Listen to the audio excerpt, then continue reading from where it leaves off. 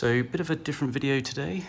Usually I do unboxings and kind of reviews, but I thought I'd go through some of my running shoes. So I was recently going through some of my gear, and I'm going to do another Ironman soon. And I was going through a bag of gear, and I thought, someone might find it interesting for me to review some of my running shoes. So specifically, I dug out a bag.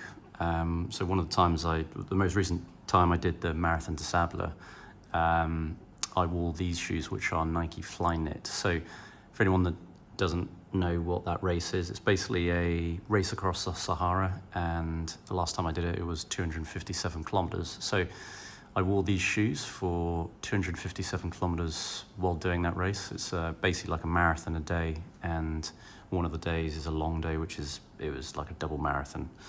So the reason I thought it would be interesting is traditionally a lot of people do get a lot of blistering on their feet when they're doing this race, because it's very rough terrain. It's doing a marathon every day for like a week is pretty tough on your feet.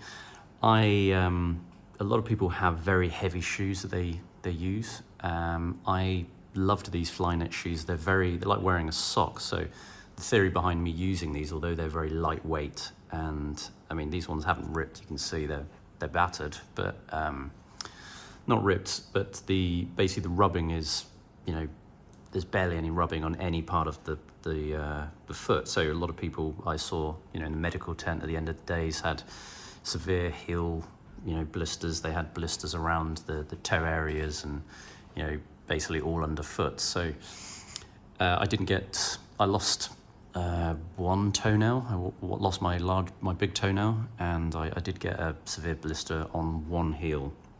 But apart from that, I was actually pretty good, and I actually, maybe at the front of my left foot, I think I got a large blister as well. But apart from that, I literally saw people who had lost like their entire sole of their foot basically come off after, running for several days. So these have got these sewn into the sole. I took them to a shoemaker and he sewed them in, and that is to prevent the sand. As I'll put a thumbnail of me running, and then this is what it looks on the outside. So you basically got these big gaiters, and it just hangs like that, sewn into the sole all the way around. I think there might be a couple of rips in the gaiters, but they held up pretty well actually. I mean, bearing in mind I was doing marathon, every single day. And, one of the days, as I said, I think it was 87 kilometers I actually did on a long day. And it was over, just sand and a lot of rocks. So there was no terrain that was going to be kind. So just to give you an example, this is a Flyknit version that isn't, sewn, doesn't have the gaiters sewn in, not as tatty. But you can see it's very flexible. So if you are going to do the Marathon des Sables, I would highly recommend trying these shoes out and then probably using these in the race. They're not heavy duty. There's a lot of kind of particular, I can't remember the brand, but popular kind of long distance ultra marathon shoes, which are basically nothing like this. They're very heavy duty, heavy soles and everything, but they are very susceptible to a lot of rubbing. So these are really good, and as I say, these took a real beating over close to 300 kilometers across the Sahara. Just a couple of other random gears I had found in the bag. This is something I wore every single day, which is very important.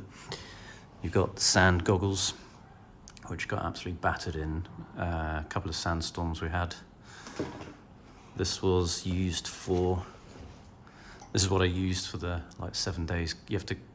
During the race, you have to carry all your own food, and I just snapped a spork in half to lessen the weight, and basically had these pre-packed meals that I carried, because you have to, everything is carried with you in terms of food. You are rationed water, so I think you have a little, might be still on here.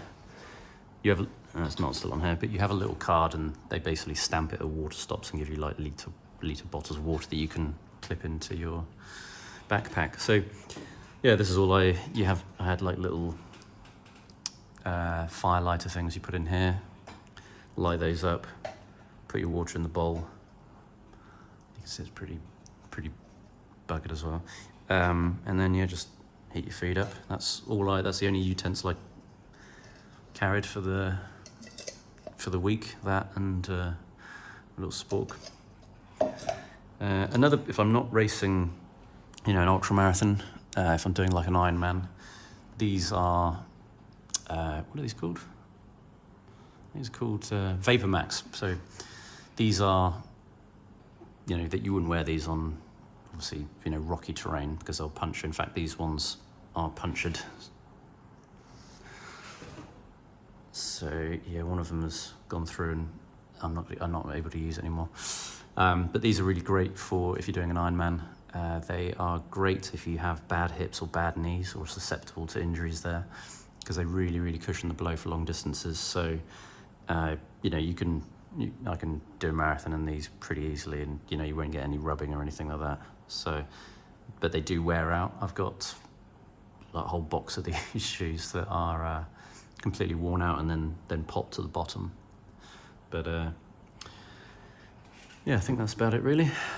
So yeah, to summarize, Nike Flyknit are great for long distances, and if you're considering the Marathon des Sables or an Ironman, then I'd highly recommend getting these.